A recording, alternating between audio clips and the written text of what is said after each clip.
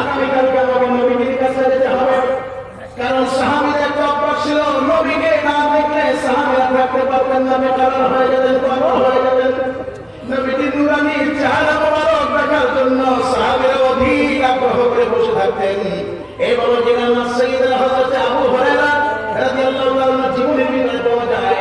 হযরত আবু হুরায়রা রাদিয়াল্লাহু তাআলা নবীকে দেখার জন্য এতটা পাগল ছিলেন, মাঝে মধ্যে পেটে ক্ষুধার কারণে মক্কা মদিনা গলিতে পুর হয়ে পড়ে থাকতেন। পেটের নিচে পাথর দিয়ে আবু হুরায়রা পুর হয়ে পড়ে থাকতেন। সাহাবারা মনে করতেন আবু হুরায়রার বৃদ্ধি রোগ হয়েছে, তারা ছোট বিড়া করত, কেউ লাথি মারত, কেউ কিলঘুষি মারত ঠিক করার জন্য। কিন্তু হযরত আবু হুরায়রা বলেন, আল্লাহর কসম আমার বৃদ্ধি রোগ ছিল না, আমি আমার পেটে ক্ষুধার কারণে ওই রকম পেটের ভিতরে পাথর বেঁধে আমি পড়ে থাকতাম। কিন্তু আমার আবু হুরায়রা তখন এই পেটের ক্ষুধা নিয়ে আল্লাহর হাবিবের মজলিসে বসে নবী পাক সাল্লাল্লাহু আলাইহি ওয়াসাল্লামের নূরানি চেহারা মোবারকের দিকে যখন নজর করতাম, যতক্ষণ বসে থাকতাম আমি আবু হুরায়রার পেটে ক্ষুধা আছে কিনা এটা অনুভব হতো না।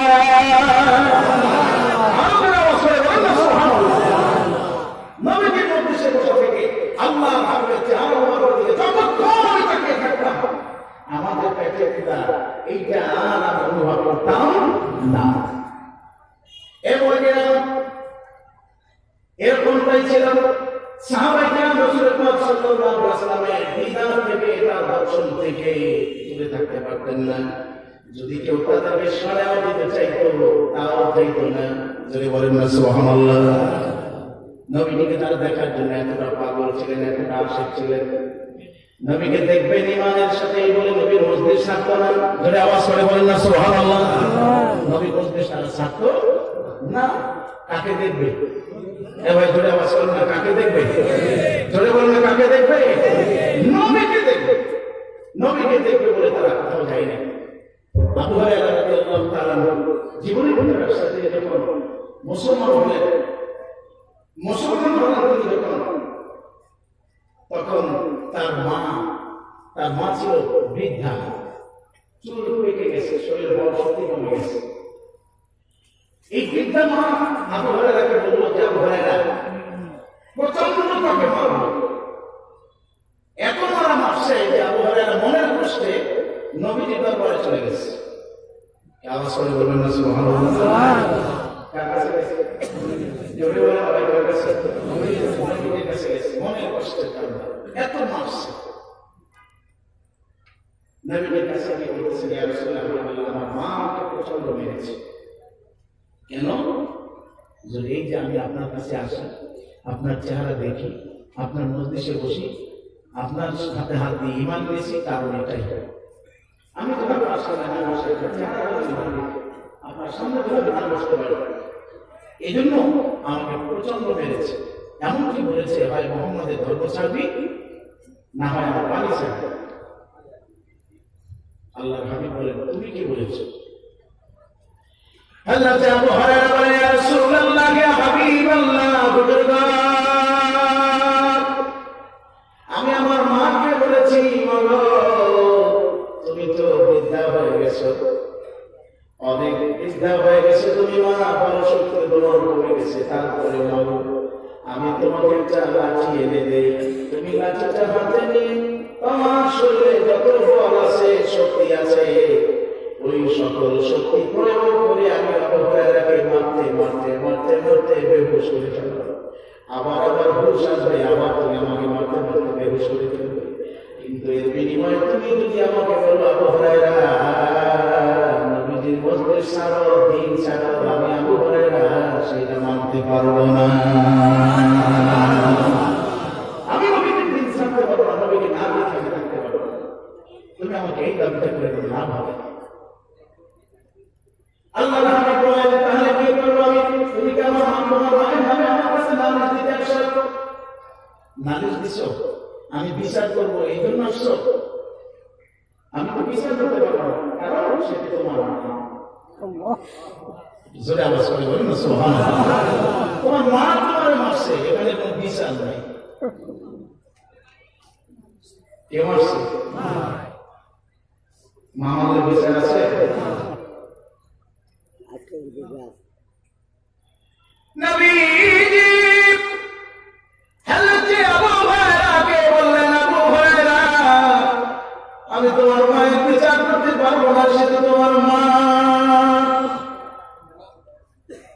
আবু হুরায়রা চোখের পানি ছেড়ে দিয়ে বলে, ইয়া রাসূলুল্লাহ, হাবিবাল্লাহ, আমার মায়ের জন্য বিচার দিতে আসে না নবী, আমি আসছি আমার মায়ের জন্য আল্লাহ দরবারে একটু দোয়া করবেন বলে। কি করবেন? জোরে আওয়াজ করে বলবেন, নবী গো, আমি আসছি আমার মায়ের জন্য আল্লাহ দরবারে একটু দোয়া করবেন এর জন্য। আল্লাহর হাবিব আবু হুরায়রা চোখের পানি থেকে সইতে পারলেন না। মায়া দুইটা হাত আকাশের দিকে উঠিয়ে দিয়ে আল্লাহর দরবারে দোয়া করতেছেন, আল্লাহ গো, আমি আবু হুরায়রার মায়ের জন্য হাত উঠাইলাম, তুমি তাকে হেদায়েত নসিব করো। নবীজির দোয়া কি বিফলে যাবে? এ ভাই, তুমি দোয়া বিফলে যাবে? নবীজি হাত তুললেন, দোয়া করতেছেন। সাহাবী আবু হুরায়রা দাঁড়ায় না, নবীজির পিছনের দিক থেকে দৌড় শুরু করলেন বাড়ির দিকে। সাহাবীরা দেখে আবু হুরায়রা দৌড়ায় বাড়ির দিকে, পিছন দিক থেকে জামা টেনে ধরলেন, আবু হুরায়রা দাঁড়াও, দাঁড়াও, দৌড়াচ্ছ কেন? দাঁড়াও। আবু হুরায়রা দাঁড়াও, নবী তো দোয়া করতেছেন। আবু হুরায়রা বলে, আমার আটকায় না, আমার ধৈর্য ছাইড়া দাও, আমি দেখতে চাই আমি আবু হুরায়রা আগে বাড়িতে যাই নাকি আমার নবী তো আগে বাড়িতে পৌঁছে যায়। আমার আটকায় না। আবু হুরায়রা দৌড় শুরু করলেন, দৌড়াতে দৌড়াতে বাড়ির দরজায় গিয়ে ঘরের দরজায় নক করলেন, ঠক ঠক করে আওয়াজ করলেন, ডাক দিলেন, মা, মা গো। মুহূর্তের ভিতরে মা সেই দরজাটা খুলে দিলেন, হাদিসের ভিতরে আসছে আবু হুরায়রা তাকায় দেখে তার মায়ের পাকা চুল থেকে টপ টপ করে পানির ফোঁটাগুলো পড়তেছে। পানির ফোঁটাগুলো জমিনে পড়ছে। আবু হুরায়রার দিকে তাকায় ডাক দিলেন, আবু হুরায়রা, আমার কলিজার টুকরা সন্তান রে, আমি তোমাকে প্রচন্ড মারা মেরেছি বাবা, তুমি ব্যথা পেয়েছো বাবা। তোমাকে মারার পরে, তুমি চলে যাওয়ার পরে আমি নিজে নিজে অনেক লজ্জিত হয়েছি। আমি নিজে নিজে অনেক চিন্তা ভাবনা করেছি, আমি কাকে মেরেছি, কেন মেরেছি। আমার ছেলেকে আমি মারতে পারি না, কারণ আমার ছেলে দুনিয়ার কোনো খারাপ জায়গায় যায় না। আমার ছেলে তো রাহমাতুল লিল আলামিনের কাছে গেছে, আমার ছেলে তো নবীর কাছে গেছে, আমার ছেলে তো আলামিনের কাছে গেছে। এরকম একজন ভালো মানুষের কাছে যে যায় তাকে মারাটা আমার উচিত হয় নাই। আবু হুরায়রা, আমি অনুতপ্ত হয়ে লজ্জিত হয়ে নিজেকে আর ঠিক রাখতে পারি না। তাকায় দেখো চুলের পানিগুলো এখনো পড়ে। আমি গোসল করে আসছি, অপেক্ষায় ছিলাম তুমি কখন বাড়িতে আসবে আর তোমাকে সঙ্গে নিয়ে নবীজির দরবারে আমি গিয়ে হাজির হয়ে যাব। আবু হুরায়রা রে, দেরি কইরো না, আমার নিয়ে চলো নবীজির দরবারে।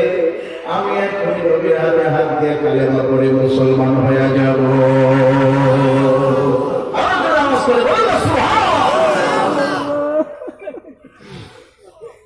নবীকে দেখে তারা ঠিক থাকতে পারতেন। নবী চেহারাটা থাকতেন সব সময় অধীর আগ্রহে বেকার থাকতেন। জোরে আওয়াজ করে বলুন না সুবহানাল্লাহ। এবার সাহাবী চিন্তা করলেন, আগামীকালকে আমি নবীর দরবারে যেতে হবে, কারণ নবীকে না দেখে তো আমি থাকতে পারবো না। আমি যদি নবীর কাছে যাই আর আমি যদি রাত্রে এখন মদ পান করি, কালকে যখন সকালবেলা নবীর দরবারে যাব, আল্লাহর হাবিব আমার দিকে তাকায় বলবেন, ও আমার সাহাবী, তুমি গতকালকে কি করেছো? কি করেছো গতকালকে? নবীর হাতে হাত দিয়ে তওবা করেছি, মিথ্যা বলা যাবে না। আমি যদি মদ পান করি, এই নবীর কাছে মিথ্যা বলতে পারবো না, বলতে হবে হুজুর আমি মদ পান করছি। যদি আমি বলি হুজুর আমি মদ পান করছি, নবীজির নূরানি চেহারাটা মুহূর্তের ভিতরে কালো হয়ে যাবে। আল্লাহর হাবিবের চেহারাটা কালো হয়ে যাবে, আমার দিক থেকে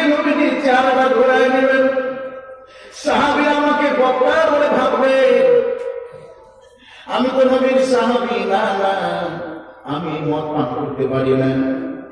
কিছুক্ষণ চিন্তা ভাবনা করে মদের বোতলটা হাত থেকে জমিনে ছুঁড়ে মেরে ভেঙে ফেলে সাথীদেরকে বলল, আমার সাথীরা চলে যায় চলে যায়, কোনদিন তোমরা আমাকে আর এই আসরে দেখতে পাবে না, আর কোনদিন দেখতে পাবে না। গেলাম আমি চলে যাই, বিদায়। সাথীদেরকে বিদায় দিয়ে আবার চলে গেলেন বাড়িতে। আমার একটু রাত্র গভীর হলো, বন্ধুদের আবার দল আসছে। দরজায় এসে করে নানার বন্ধুরে, চল আমার জায়গায় কনের আসর মিলেছে। সুন্দরী সুন্দরী নারীদেরকে একত্রিত করা হয়েছে, গান হবে সেখানে, নৃত্য হবে, গান বাদ্য হবে। বন্ধু চল, তুই গেলে আমরা সবাই মিলে অনেক আনন্দ করতে পারবো। চলে গেলেন বন্ধুদের সাথে আবার গানের আসরে। গানের আসরে যাইয়া গান চলতেছে, নারীরা অর্ধলঙ্গ হয়ে নাচ গান করতেছে। অনেকে জেনার ভিতরে বিলিবদ্ধ হয়ে গেছে, উনিও জেনার ভিতরে চলে যাবে যাবে, ঠিক সেই মুহূর্তে আবার চিন্তা করতেছে, আমি যদি আগামীকাল নবীজির দরবারে যাই, নবী আমার জিজ্ঞেস করে, সাহাবী তুমি কি করেছো গতকালকে, তোমার আমল কি ছিল? আমি যদি বলি হুজুর আমি জিনা করে আসছি, যদি মিথ্যা বলি তাহলে তওবা ভঙ্গ হয়ে যাবে, আর যদি সত্য বলি তাহলে নবীজি আমাকে ঘৃণা করবেন, সাহাবীরা ঘৃণা করবেন। এমনকি ওমর যদি পাশে বসা থাকে, আর ওমর যদি আমারে জিনাখোর হিসেবে জানতে পারে, তরবারি উঠাইয়া গর্দানের উপরে কোপ একটা দিলে আমার জীবনটা শেষ হয়ে যাবে। সত্য বলা যায় না, মিথ্যা বলা যায় না, কি করবো? অতএব এরকম সিন্ডিকেটের ভিতরে যেহেতু আমি আছি, নবীর মন যদি জোগাতে হয়, নবীর সন্তুষ্ট যদি পেতে হয়, আল্লাহকে যদি খুশি করতে হয়, নবীর সুন্দর চেহারা হাস্যোজ্জ্বল যদি আমি দেখতে চাই, এই মজলিস আমাকে ছাড়তে হবে। বন্ধুদেরকে বললেন, বন্ধুরা রে চলে যায় চলে যায়, কোনদিন এই মজলিসে আমার আর দেখতে পাবে না। আরো জোরে আওয়াজ করে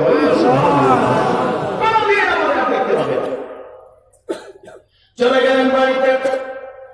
সারা রাত সাহাবী বালিশের সাথে মাথা দিয়া শুধু চোখের পানি ছেড়ে ছেড়ে কান্দে, কাঁদতে কাঁদতে বালিশ ভিজে যায় সাহাবী। ভোরবেলা হলে শরীরটা ক্লান্ত হয়ে গেল, চোখ দুইটা রক্তিম হয়ে গেল, বল শক্তি কমে গেল।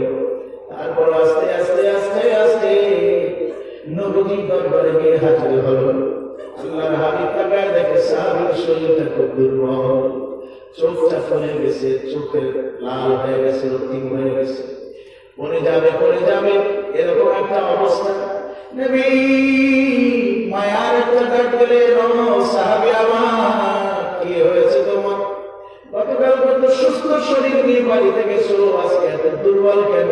চোখটা লাল কেন? এত কাঁদো কেন? সাহাবী নবীর কাঁধে পড়ে বলে, ইয়া রাসূলুল্লাহ, এমন একটা বিষয় আমার তওবা করাইলেন নবী,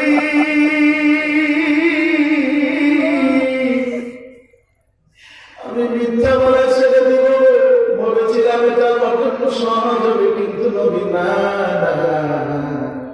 এমন একটা বিষয় আমার তওবা করাইলে, যে একটা বিষয় তওবা করে আমি আপনার সাহাবী আর বড় বড় দুটো অপরাধ ছাড়তে বাধ্য হয়ে গেছি। আমি আর দেরি কইলাম না, আগে করছি একটা, এখন থেকে আমার 13টা বিষয় করে তওবা করে দেন। জীবনে কোনোদিন মদের বোতল হাতে নেব না, জিনা করব না, আর কোনোদিন মিথ্যা কথাও বলবো না।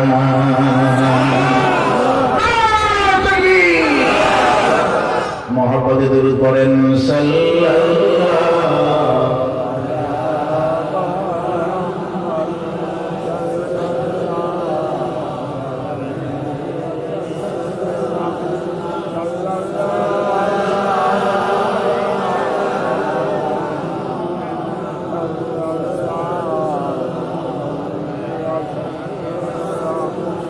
चंद सोजत दर फेरावत या मोहम्मद मुस्तफा चंद सूरत तरफ रापत या मोहम्मद मुस्तफा कैफ बीनम आजमालत या मोहम्मद मुस्तफा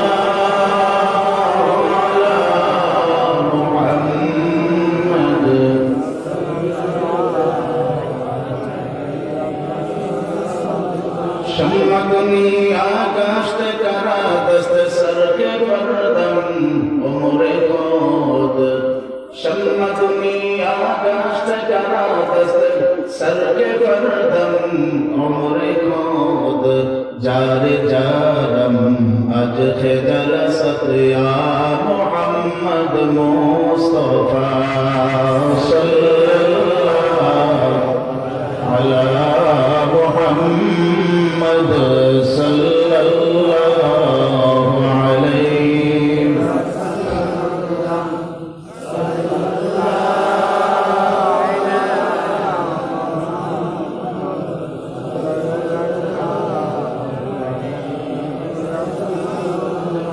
কষ্ট হচ্ছে আপনাদের রাগ করতেছেন বাবা বলে তো জবানকে হেফাজত করলে আল্লাহ রাব্বুল আলামিন কয় পার্সেন্ট 80% গুনাহ থেকে বাঁচায় কারণ জবানওয়ালা মানুষ মিথ্যা বলে এই কথা বলবেন জবানওয়ালা মিথ্যা বলে জবানওয়ালা গীবত করে জবানওয়ালা শিকায়ত করে জবানওয়ালা গাল মন্দ করে জবানওয়ালা মিথ্যা তোহমত দেয় জবানওয়ালা একে অপরের বিরুদ্ধে খাপায় বলে জবানওয়ালা মিথ্যা সাক্ষী দেয় এই কথা বলেন ঠিক না ঠিক এই জবানের মাধ্যমে মানুষকে কষ্ট দেয় এজন্য বিশ্বনবী সাল্লাল্লাহু আলাইহি ওয়াসাল্লাম বলেছেন যে তোমার দান এবং জবান থেকে যেন অন্য মুসলমান নিরাপদে থাকে মুমিন তো সেই না জবান থেকে আর হাত থেকে অন্য মুসলমান কি থাকে নিরাপদে থাকে অতএব এটা মুমিনের এটা একটা বৈশিষ্ট্য তার জবান থেকে নিরাপদে মানুষ থাকবে মানুষ তার থেকে কোনো কষ্ট পাবে এবং ধরে আবার কষ্ট পাবে না জবান দ্বারা মিথ্যা বলে বর্তমানে তো মিথ্যার প্রবণতা এতটা বেড়েছে মোবাইলের মাধ্যমে তাকে যদি সতর্ক করে ফেলিস না কি কথা বলো ঠিক আছে আসল কথা সতর্ক বলে বলিস না আসে এখনো বলবো না বলে আমি চাঁদখালি বাজার সাকার করছি আসে না আসে না বাড়িতে এসে বলে আমি বাড়িতে শর্ট করে বলে দিতে হবে কিন্তু আল্লাহ নবী বলেছেন তোমরা যদি দুটো জিনিসের জিম্মাদার দিতে পারো কয়টা জোরে আওয়াজ করো না কয়টা তোমরা দুটো জিনিসের জিম্মাদার নেবে আমার উম্মত যদি দুটো জিনিসের জিম্মাদার নেয় মা বাইরা লেখি অরিজিনালি দুই চাওয়ালের মাঝখানে জবান দুই পায়ের মাঝখানে লজ্জাস্থান নবী যেমন বলেন এই দুইটা জিনিসের জিম্মাদারি যদি আমার উম্মত দিতে পারে হাশরের ময়দানে আমি নবীজি তার জান্নাতের জামিনদারি নেব সুবহানাল্লাহ জোরে আওয়াজ করে বলেন না সুবহানাল্লাহ আমার উম্মত করে জবানের জিম্মাদারি মিথ্যা বলবে না বিবাদ করবে না শিকায়ত করবে না কামনা করবে না কাউকে কষ্ট দিবে না মিথ্যা সাক্ষী দেবে না প্রমাণ দিবে না লজ্জাস্থান দ্বারা সে সেবা করবে না আমি নবীজি আমার উম্মতের জান্নাতের জামিনদারি নিব চিৎকার দিয়ে বলেন সুবহানাল্লাহ আপনারা আমরা কি এই দুইটা জিনিসকে হেফাজত করতে চাই কি চাই না কে কে চাই হাত তুলে দেখানো নারায়ে তাকবীর নারায়ে তাকবীর মিথ্যা বলা যাবে মিথ্যা বলা কি কবিরা গুনাহ মিথ্যা বলা কি এবার বলে বলা মিথ্যা বলা কি কবিরা গুনাহ এই মিথ্যা বলা যাবে না মানুষের এই থেকে প্রত্যেকটা কথা মানুষ কবিরা গুনাহ প্রতিটা কথা ভালো কি না মানুষের কলমের মাধ্যমে চারটা কবিরা গুনাহ কয়টা আমরা বলতে কাম এই কলমের মাধ্যমে চারটা কবিরা গুনাহ আর শিরক বিল্লাহ আল্লাহর সাথে শিরক করে নিয়াতুল ইসরাজ আলাল মাসিয়া গুনাহের প্রবৃত্তি ব্যাপারে আবার সে ঝাঁপিয়ে পড়বে মানে আবার করবে আল আমরু বিল মাকরিল্লাহ, নামাজ পড়ে নাই, রোজা রাখে নাই, হজ করে নাই, যাকাত দেয় নাই, পর্দা করে নাই, শরীয়ত মতো চলে নাই, রাসূলের দুশমন হয়ে দুনিয়াতে চলাফেরা করছে, আমার বলে কি জান্নাতে গেলে আমি আগে যাব। সমাজ আছে না নাই? আছে না নাই? কথা বলেন, আছে না নাই? নামাজ পড়ে না, নামাজ পড়লে কি ভিতরে রাখা যাবে? এই হুজুর ভাই এই নামাজ পড়ে না, হুজুর রাখা যাবে। কথা বোঝেন, বোঝেন?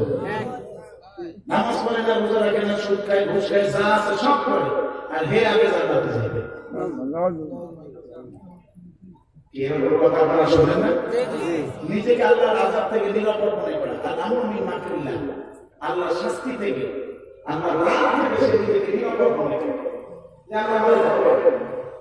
আর ইয়াসুব রহমাতুল্লাহ আবার গুনাহ করছে, শত গুনাহ করছে, হারাম গুনাহ করছে, কুটি গুনাহ করছে, বহু গুনাহ থেকে বড় হয়ে গেছে, গুনাহ করছে, কিন্তু নিজেকে বলছে যে আল্লাহ আমার ক্ষমা করবেন, আল্লাহ আমাকে দূর করে দেবেন, কারণ আমি নবীর রহমত থেকে ক্ষমা করে দেব। শিক্ষা দিয়ে বলেন সুবহানাল্লাহ। ক্ষমা করার মালিক কে? আল্লাহ। আপনি বলে যদি আওয়াজ করবেন না, ক্ষমা করার মালিক কে?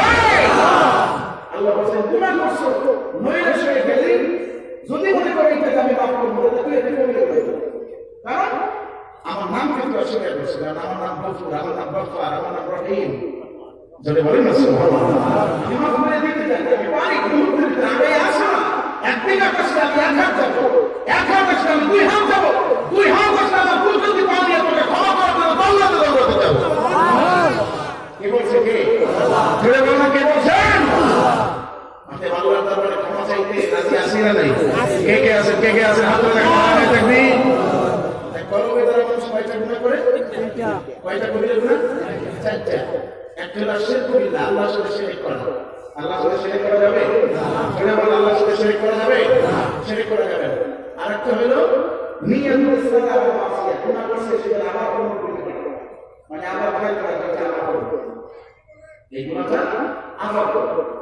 আল ইয়াসুব রহমাতুল্লাহ, আল্লাহর রহমত থেকে নৈরাশ হয়ে যাওয়া।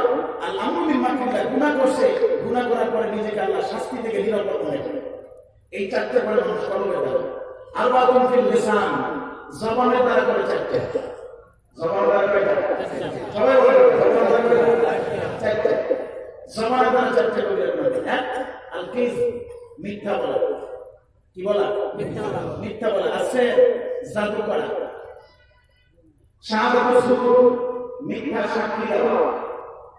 আরেকটা হলো সতী সিদ্ধ নারীকে জিনার তোহমত দেওয়া, সেই নারীটা একেবারে পবিত্র, কোনোভাবে জিনার আস্থা ভিতরে নাই, তাকে বলে যে এই জিনা করছে, এটা বিচার দেখতে হয়েছে, জিনাকে কবিরা গুনাহ। এই চারটে বলে মানুষ কিসের দ্বারা?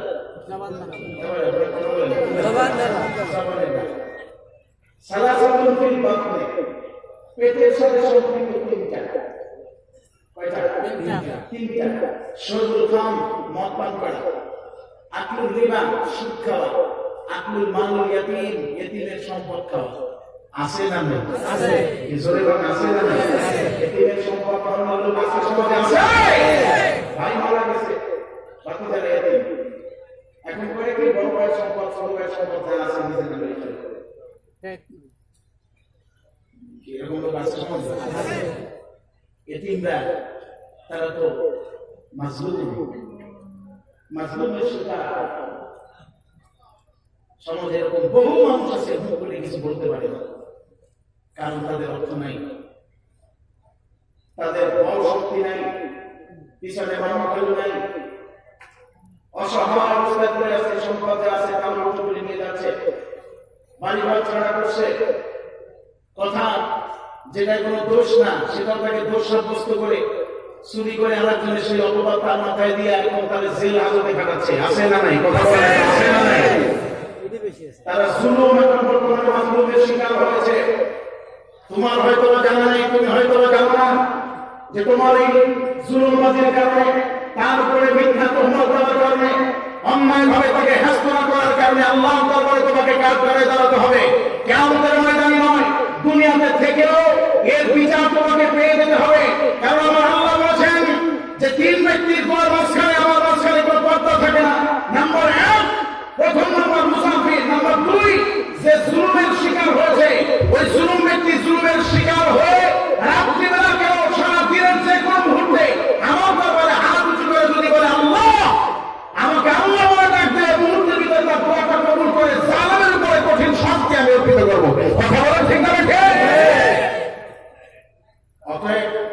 মানুষকে কি মানুষের উপরে অন্যায় ভাবে কোনো কিছু করা যাবে? ভাই ধরে আওয়াজ করে বলেন যাবে যাবে? এতিমের সম্পদ খাওয়া যাবে? সাবধানে থাকে বাবা কি আমার তিনটা করে মানুষ পেয়েছে না আকুল মান দিবা শরীর খান আর কি কথা বলো আকুল মান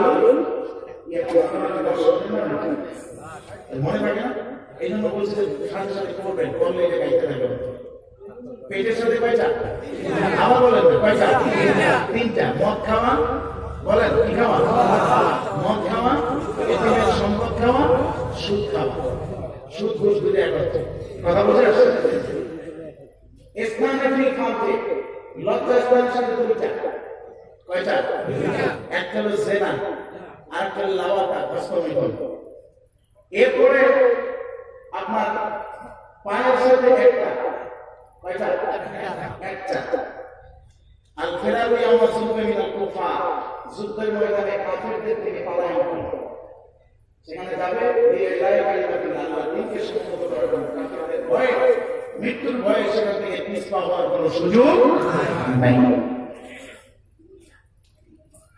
ইসলামে ফিল ইয়াদি হাতের সাথে দুইটা হাতের সাথে কয়টা এবার যেটা আওয়াজ করবো না হাতের সাথে কয়টা দুইটা একটা হচ্ছে চুরি করা কি করা জোরে বলেন না কি করা চুরি করা আর আল কতলু বিগাইরি হাক্কিন অন্যায় ভাবে মানুষকে হত্যা করা অন্যায় ভাবে মানুষকে হত্যা করা এই তিনটা হচ্ছে হাতের সাথে সম্পৃক্ত ওয়াহিদুন ইয়াসমিলু আলাল বাদান ওয়াহিদুন ইয়াসমিলু আলাল বাদান আর একটা গুনাহ আছে যে গুনাহটা করা মানে পুরো দেহ নিয়ে গুনাহ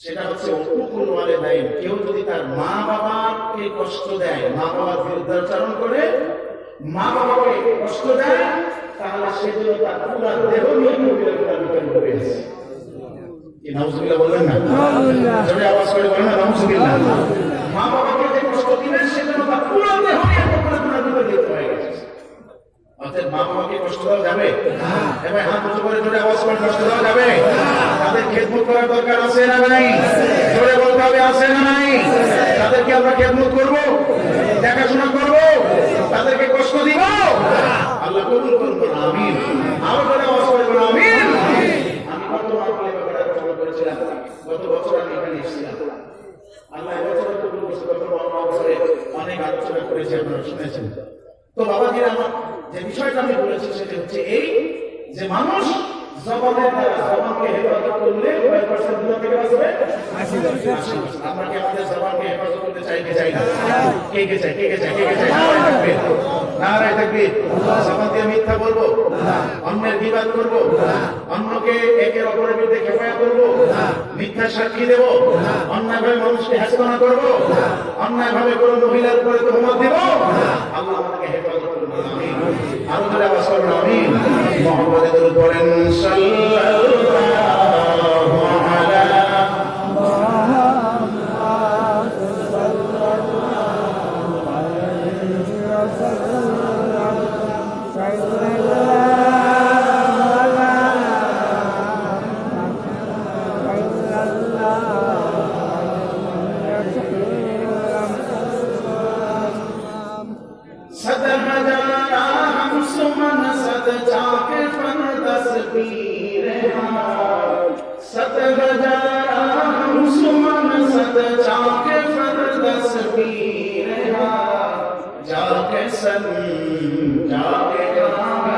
या मोहम्मद मुस्तफा सल्लल्लाहु अलैहि मोहम्मद सल्लल्लाहु अलैहि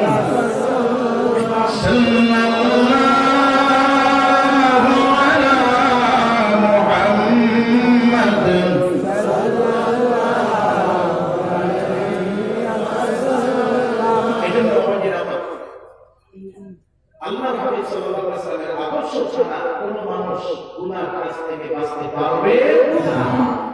নবীজির আদর্শ গ্রহণ করার দরকার আছে না নেই? আমরা কে কে নবীজির আদর্শ গ্রহণ করতে চাই? হাত তুলে দেখান। নারায়ে তাকবীর। এই মাসটি রজব মাস। কি মাস? জোরে বলেন না, কি মাস? কিসের মাস? কিসের মাস? মেরাজের মাস। নবীজির জীবনের সর্বশ্রেষ্ঠ মুজিজা কি? জোরে বলেন কি? মেরাজ। পবিত্র কোরআনুল কারীমে আমি ওখানে বেশি আলোচনা করব না, সংক্ষেপে একটু কাজ দিচ্ছি। আল্লাহ বলেন ওয়া মা আরসালনাকা ইল্লা রাহমাতাল লিল আলামিন। বন্ধু, আপনি হলেন এই তামাম জগতের জন্য রহমত। আমি হলাম রব্বুল আলামিন, আপনি হলেন রাহমাতাল লিল আলামিন। আমি হচ্ছি রব আর আপনি হচ্ছেন রহমত। এই আয়াতের প্রমাণ করলেন আল্লাহ মেরাজের রাত্রে। সুবহানাল্লাহ নাই? আর বসলে কোন না? এই আয়াতের প্রমাণ করলেন কোন রাত্রে? মেরাজের রাত্রে। বলে কিভাবে হুজুর? আল্লাহর হাবিব সাল্লাল্লাহু আলাইহি ওয়াসাল্লাম আল্লাহ রব্বুল আলামিন বাইতুল্লাহ থেকে বাইতুল মাকদাসে নিছেন না? সুবহানাল্লাহি আসরা বিহি লাইলাম মিনাল মাসজিদিল হারাম ইলাল মাসজিদিল আকসা। বাইতুল্লাহ থেকে বাইতুল মাকদাস সেখানে নিয়ে গেলেন। সেখানে নবীজি সিনা সাথে নবীজি ওখানে সকল আম্বিয়া কিরামদেরকে পিছনে রেখে 2 রাকাত নামাজ পড়লেন। কথা ঠিক? জোরে বলেন না, কথা ঠিক? আজকে বাবাজিরা আমার যে সকল ভাইরা বলে যে নবীজি মুর্দা নবী, পড়ে মনে বলে পৌঁছে শেষ হয়ে গেছে, তার অস্তিত্ব নাই। আচ্ছা, এই মেরাজের ঘটনা থেকে তারা কি দেখে না যে রাসূল পাক সাল্লাল্লাহু আলাইহি ওয়াসাল্লাম বাইতুল মাকদাসে গেলেন, সকল আম্বিয়া কিরাম নবীজির পিছনে দাঁড়ায় নামাজ পড়লেন। নবী হলেন ইমাম, তারা হলো কি? জোরে বলেন, তারা হলো কি? মুক্তাদি। আচ্ছা বলেন তো দেখি, মুক্তাদি যদি হয়, নবীর পিছনে যদি তারা থাকে, তাহলে সেখানে সকল নবীদেরকে হাজির করা হয়েছে। তাহলে যদি নবীরা মহিলা বলে পরিচয় শেষই হয়ে যায়, তাহলে ওখানে ছিলেন কারা? কথা বুঝেন? তাহলে মেরাজের রাতে বাইতুল মাকদাসে নবীর পিছনে নামাজ পড়ছে কেন? নবীরা বসে না? তাহলে ওরা যদি বলে যে মহিলা পরিচয় শেষ হয়ে গেছে, তাহলে হুজুর সাল্লাল্লাহু আলাইহি ওয়াসাল্লাম যদি শেষ হয়ে যায়, তাহলে অন্য নবীদের উপস্থিত থাকে না। অন্য নবীরা করতে পারে, তাদের এই দুনিয়া থেকে তিরোধানের হাজার হাজার বছর আগে চলে যেও যদি নবীর পিছনে চিন্তা অবস্থায় তারা নামাজ পড়তে পারে। রাহমাতুল লিল আলামিন, সাইয়্যিদুল মুরসালিন, ওয়া মা আরসালনাকা ইল্লা রাহমাতাল লিল আলামিন, ওয়া রাফা'না লাকা যিকরাক, আলাম নাশরাহ লাকা সাদরাক, আসা আইয়্যুবা'আসাকা রাব্বুকা মাকামান মাহমুদা। যার ব্যাপারে এত নিয়ামত আল্লাহ বলেন, যাকে হাবিবুল বলে দেন, সেই আল্লাহর হাবিব দুনিয়া থেকে চলে যাওয়ার পর তিনি কি মাটির সাথে পচে পড়ে যেতে পারে?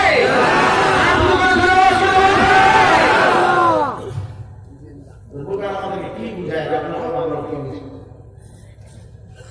নবীজি বাইতুল মাকদাসে গেলে নামাজ পড়লেন, সেখান থেকে শুরু হলো রোজ কি কথা বলবেন কি উপরে ঊর্ধ্বগমন।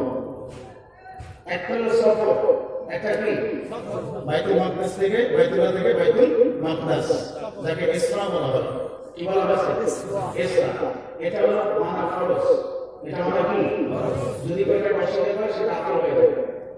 আর ওখান থেকে বাইতুল মাকদাস থেকে ঊর্ধ্ব আকাশে, এটা হলো বলা বুরুজ, ঊর্ধ্বগমন। এটা হাদিস দ্বারা স্বীকৃত। এটাকে যদি কেউ অমান্য করে তাহলে তার ঈমান থাকবে না। নবী পাক সাল্লাল্লাহু আলাইহি ওয়াসাল্লাম ওখান থেকে তাকে জিবরাইল আমিন নিয়ে যাচ্ছেন প্রথম আসমান, 500 বছরের রাস্তা। আবার প্রথম থেকে দ্বিতীয় আসমান 500 বছরের রাস্তা। সেখান থেকে তৃতীয়, চতুর্থ, পঞ্চম, ষষ্ঠ, লাজামান, লামাকান, সিদরাতুল মুনতাহা, আরশে আজিম। সুবহানাল্লাহ বলবেন না? সুবহানাল্লাহ। আল্লাহর কাছাকাছি সুম্মা দানা ফাতাদাল্লা ফাকানা কাবা কাউসাইনি আও আদনা। এতটা নিকটে নিলেন যেখানে দুইটা ধনুকের মাথা এক জায়গায় রাখলে মাঝখানে যতটুকু জায়গা ফাঁকা থাকে ততটুকু জায়গা আল্লাহ এবং তার হাবিবের মধ্যে ব্যবধান। সুবহানাল্লাহ। এত কাছে নিলেন, কাছাকাছি নিলেন। সিদরাতুল মুনতাহা চূড়ান্ত সীমা, যার উপরে আর কিছু যার উপরে আর কিছু নাই, একেবারে চূড়ান্ত সীমায় পৌঁছে দেওয়া হলো। আল্লাহ হাবিব সাল্লাল্লাহু আলাইহি ওয়াসাল্লাম আল্লাহ পাক রব্বুল আলামিনের একেবারে সামনাসামনি, দুই বন্ধু একেবারে কি সামনাসামনি কাছাকাছি প্রেমের আলাপ হচ্ছে। সুবহানাল্লাহ। কিসের আলাপ হচ্ছে? মহব্বতের আলাপ হচ্ছে, কাছাকাছি। রাসূল পাক সাল্লাল্লাহু আলাইহি ওয়াসাল্লাম যখন সেই সিদরাতুল মুনতাহা সাজিমে যখন প্রাঙ্গণে পা রাখলেন, আল্লাহর হাবিব সাল্লাল্লাহু আলাইহি ওয়াসাল্লামের কদম মোবারকে এই মদিনায় যে জুতাগুলো ব্যবহার করছিলেন, ধুলামাখা জুতা ব্যবহার করে হাবিবের পায়ে ছিল। সুবহানাল্লাহ নাই? কি পাইছিল? জুতা। জুতার পায়ে ধুলি আছে না? জোরে বল আছে না? নবীজি আসে আজিমে নেমে জুতা খোলা অপেক্ষা করলেন, জুতা খুলবেন এরকম মনস্থির করলেন। সঙ্গে সঙ্গে আল্লাহর তরফ থেকে আওয়াজ আসলো, না বন্ধু না। কেন আল্লাহর হাবিব তিনি চিন্তা করেছেন, মুসা নবী তুর পর্বতে গেছিলেন আল্লাহর সাথে কথা বলবেন বলে তুর পর্বতে পা রাখবেন। ঠিক সেই মুহূর্তে আল্লাহ বললেন, ফাখলানা আলাইহি, মুসা জুতা একটা করলে হবে না, দুইটা খুলে আসো। ইন্নাকা বিল ওয়াদিল মুকাদ্দাস তুয়া, এটা পবিত্র ভূমিটা, এখানে জুতা নিয়ে আসা চলবে না। সুবহানাল্লাহ। আল্লাহর হাবিব চিন্তা করলেন, যেখানে মুসা নবী জমিনে থেকে আল্লাহর সাথে সরাসরি কথা বলেছেন, তার ব্যাপারে আল্লাহ বলেছেন তুর পর্বতের ব্যাপারে খবরদার জুতা নিয়ে আসা চলবে না। এটা পাচ্ছি আমি, এখানে আমি জুতা নিয়ে কেমন এসে জুতা খুলবেন। ঠিক সেই মুহূর্তে আল্লাহর তরফ থেকে আওয়াজ আসলো, নবী মুসা আর আপনি এক নন। জোরে আওয়াজ করে বলুন সুবহানাল্লাহ। মুসা আপনি এক না, আমার জুতা খুলবেন না। বাবা জমে রমজাকুনি জানেবে কা শানায়ে মা, যে শুকর ফিরদাউসে শাহাদ আত কদামত খানায়ে মা। নবী আপনার জুতার ধুলি খাওয়ার জন্য আমার আরশে আজিম হাজার হাজার হাজার বছর পর্যন্ত অপেক্ষা ছিল। আপনার জুতার ধুলির সামনে জান্নাতুল ফিরদাউসও হাত মেলে যাবে। সুবহানাল্লাহ বলেন, জোরে আওয়াজ করে বলেন না সুবহানাল্লাহ। আমার আলোচনা সংক্ষেপ করছি, অল্পের ভিতরে ছেড়ে দেব। তো বাবা যে আমার যে কথা আমি বলতেছি, চূড়ান্ত সীমা সিদরাতুল মুনতাহা, নবীর পায় কি? আমার বলে নবীর পায় কি? নবী হলে জুতার উপরে, নবী হলে বেশি পড়ে, আর জুতা ছিল আরশ। জুতা ছিল কি? কথা বলেন না, জুতা ছিল কি? আরশের নিচে হইল ৭০,০০০ করে পর্বত। কথা বলেন, ৭০,০০০ করে, তারপরে শূন্য, মহাশূন্য। কথা বলেন। এরপরে সাত আসমান, সপ্তম, ষষ্ঠ, পঞ্চম, চতুর্থ, তৃতীয়, দ্বিতীয়, প্রথম, জমিন, সাত পর্বত জমিন সব হলো ওই জুতার নিচে, নবী হলেন জুতার উপরে। আল্লাহ পাক রব্বুল আলামিন সম্মান বলেন, বন্ধু আমি বলেছিলাম আসসালামু ইলা রাহমাতাল লিল আলামিন, আমি হচ্ছি রব, আপনি হচ্ছেন রহমত। প্রমাণ করলাম নবী আজকে মেরাজে বদলে তাকায় তাকায় আপনি জুতার উপরে, আপনার জুতার নিচে সব আমি দিয়ে দিয়েছি। চিন্তা করুন সুবহানাল্লাহ, আপনার জুতার নিচে সব। এটা প্রমাণ হলো মেরাজে। এজন্য বলা আমার রাসূল পাক সাল্লাল্লাহু আলাইহি ওয়াসাল্লাম আল্লাহ রাব্বুল আলামিনের এত প্রিয় যে আল্লাহ তাকে মেরাজ করাইলেন। আর এত প্রিয় আল্লাহ বলেন যে মাইয়ুতি রাসূলুল্লাহ ফাকাত আল্লাহ, যে আমার রাসূলের আনুগত্য করলো সে আমি আল্লাহর আনুগত্য করব। সুবহানাল্লাহ। আমরা কি রাসূলের আনুগত্য করতে চাই কি চাই না? কে কে চাই, কে কে চাই? হাত তুলে তাকবীর, তাকবীর। আলোচনা দীর্ঘ নয় বাবা কিরামত, অনেক দূর থেকে আমি এসেছি শুধু ওয়াদা রাখার জন্য। কালকে ফজর পড়ি আমাকে ঢাকা যেতে হবে, বড় যে মাহফিল আছে সেখানে অংশগ্রহণ করতে হবে। তো বাবাজি আমার আপনাদের কাছে দোয়া চাই। আর পাশাপাশি আপনারা জানেন সরসিনা দরবার শরীফ এই বাংলার বুকে এক অদ্বিতীয় মাদ্রাস, ঠিক না বেঠিক? আপনারা এই দরবারকে ভালোবাসেন? কে কে ভালোবাসেন? দরবারকে ভালোবাসেন কিনা? কিসের কারণে ভালোবাসি? যেহেতু দরবারটি সুন্নাতের উপরে, কোরআনের উপরে, আল্লাহর হাবিবের আদর্শের উপরে আছে। কথা বলেন, ঠিক না বেঠিক? এখানে শিরক বিদআতের কোনো প্রশ্রয় নাই। এই জন্য আমরা এই দরবারকে ভালোবাসি। এই শিরক বিদআত দূর করার জন্য হক্কানি আলেম তৈরি লক্ষ্যে মানুষগুলো আল্লাহ ওয়ালা হবে, দ্বীন শিখবে, কোরআন শিখবে, ইলম শিখবে, তদনুযায়ী আমল করবে। বাবার নেককার সন্তান বানানোর জন্য শাহসুবিন সাউদ আহমদ রহমতুল্লাহ আলাইহি, আবু জাফর সাহেব রহমতুল্লাহ আলাইহি সারা বাংলাদেশে 4.5 থেকে 5,000 নেসারি এবং সালিয়া মাদ্রাসা প্রতিষ্ঠা করেছিলেন। কথা ঠিক? জোরে বলেন না কথা ঠিক? উদ্দেশ্য হক্কানি আলেম হবে। কিন্তু বাবাজিরা আজকে দেখেন মাদ্রাসার পরিবেশ আগের মতো আছে? নাই। আপনারা তো আসতে বলেন, ভয় লাগে? মাদ্রাসার পরিবেশ আগের মতো আছে? গুটি কয়েক মাদ্রাসা ছাড়া, যেমন এই গুটি কয়েক মাদ্রাসা আছে, এই কথা বলা ঠিক না? শাস্তিনা দরবার আছে, এরকম হাতে গুনে গুনে আপনি অল্প কিছু মাদ্রাসা পাবেন যেখানে আদর্শ ঠিক আছে, লেবাস পোশাক ঠিক আছে, আমল আখলাক ঠিক আছে, সেখানে সহশিক্ষার ভালোই নেই, নারী পুরুষ একত্রে মেলা মানে লেখাপড়া করে না, এই কথা বলে ঠিক আছে? ঠিক, যেখানে পর্দা সহ শরীয়ত ভিত্তিক শিক্ষা চলে। এছাড়া বাকি মাদ্রাসাগুলোতে দেখেন কি মাদ্রাসা, কি স্কুল কলেজ, স্কুলের স্বতন্ত্র একটা বৈশিষ্ট্য আছে, এ নিয়ে আমরা কথা বলি না, কারণ তারা তাদের আঙ্গিকে চালাচ্ছে, কিন্তু মাদ্রাসার স্বতন্ত্র বৈশিষ্ট্য আছে না নেই? এই কথা বলেন, আছে না নেই? সে আদর্শ কেন বিচ্ছিত হবে? এই জন্যই মধ্যে জামান আবু জামাল সাহেব আমাদের 1985 সালে আবার একটি মাদ্রাসা করেন, যার নাম দিনিয়া মাদ্রাসা। কি মাদ্রাসা? জোরে আওয়াজ করবেন, কি মাদ্রাসা? আপনাকে আমাদের তৈরির জন্য এই দিনিয়া মাদ্রাসার দরকার আছে না নাই? আমরা কি দিনিয়ার পক্ষে কে কে আছে? হাত তুলে দেখান।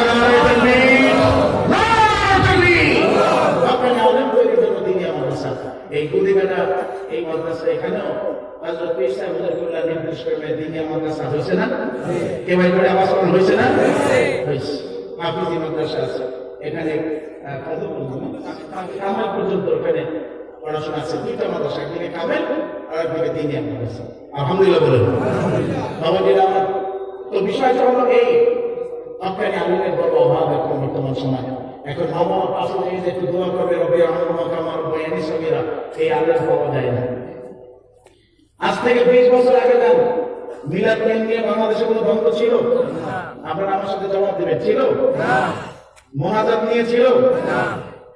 কবর জিয়ারত নিয়ে ছিল? মৃত্যুর পরে মানুষের নামে দোয়া করা নিয়ে ছিল? আজানের পরে হাত তুলে মোনাজাত নিয়ে ছিল? ছিল না। কোরআন খতম নিয়ে ছিল? নামাজে হাত কোথায় বাঁধবে এ নিয়ে ছিল? আমি নাচতে না ধরে এ নিয়ে ছিল? বর্তমানে আসে মিলাদ কিয়ামের দ্বন্দ্ব আছে না নাই? মোনাজাত নিয়ে আছে না নাই? কবর জিয়ারত নিয়ে আছে না নাই? হাত কোথায় বাঁধবে আছে না নাই? নামাজে আমি জোরে নাচতে আছে না নাই? কথা বলেন, আছে না নাই? মানুষের নামে কোরআন খতম এ নিয়ে দ্বন্দ্ব আছে না নাই? ইসালে সব নিয়ে দ্বন্দ্ব আছে না নাই? 20 বছর সামনে পারমান একসময় মিলাদের নামও শুনতে পারবে না, কবর জিয়ারতের নামও শুনতে পারবে না, মৃত্যু ব্যক্তিদের নামে দোয়া শুনতে পারবে না, তাদের নামে খামা জ্ঞান শুনতে পারবে না, তাদের নামে দান সদ্গা শুনতে পারবে না, তাদের নামে ইসালে সব এটা চাইবে না, মানুষ কবরের পাশে যে মোনাজাত করবে এটা চাবে না, কোরআন খতম হবে এটা চাবে না। এইরকম একটা পরিবেশ বাংলাদেশে তৈরি হোক, এটা কি আমরা চাই? কে কে চান না? দুই হাত তুলে বলেন না। দোয়া হোক, এটা আমরা চাই কি চাই না? কবর জিয়ারত চলুক, চাই কি চাই না? ইসালে সব চলুক, চাই কি চাই না? মৃত্যু ব্যক্তিদের নামে খাবার চলুক, চাই কি চাই না? যদি চান তাহলে হক্কানি আলেম তৈরির দরকার আছে না নাই? প্রয়োজন আছে। আমার হযরত ঈসা ইবনে কিবলা তার বাবা সে আন্দোলনকে সামনের দিকে গতিশীল করার জন্য 2021 এসে আলহামদুলিল্লাহ সারা বাংলাদেশে 2000 অধিক দিনে মাদ্রাসা প্রতিষ্ঠা হয়ে গেছে। আরো জোরে বলেন আলহামদুলিল্লাহ। দিন দিন এই দিনের উন্নতি হোক, এটা আমরা চাই কি চাই না? একজন হক্কানি আলেম যদি আমি তৈরি করতে পারি, আমার খেদমতের দ্বারা, আমার টাকা পয়সার দ্বারা, আমার অর্থের দ্বারা, আমার পরামর্শের দ্বারা যদি একজন হক্কানি আলেম তৈরি হয়, ওই আলেম যত আমল করবে, সে আমার যত আলেম বানাবে, যত আমল করবে, আমি কবরে চলে যাবো, তার একটা সওয়াব আমার কবরে পৌঁছবে। এখানে নাম সবকে জানিয়ে